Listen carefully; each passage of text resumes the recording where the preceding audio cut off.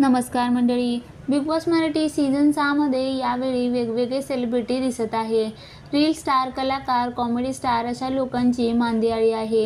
गेल्या वेळी निकी तांबोळीने सीझन गाजवला होता, तर यावेळी तिच्यासारखी एक मॉडेल म्हणून सोनाली राऊतने घरात प्रवेश केला.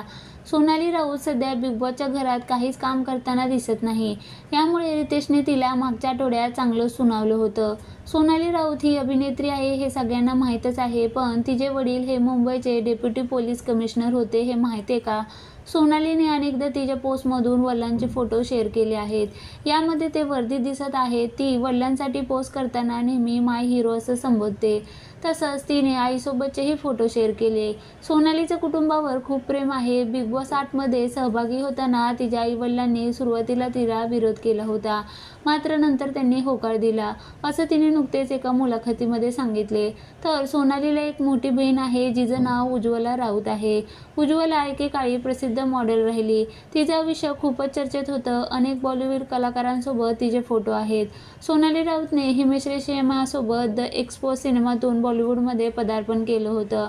नंतर तिने रितेश देशमुखसोबत ग्रेट ग्रँड मस्तीमध्ये दिसली. किंगफिशर, कॅलेंडर गर्ल ही राहिली आहे.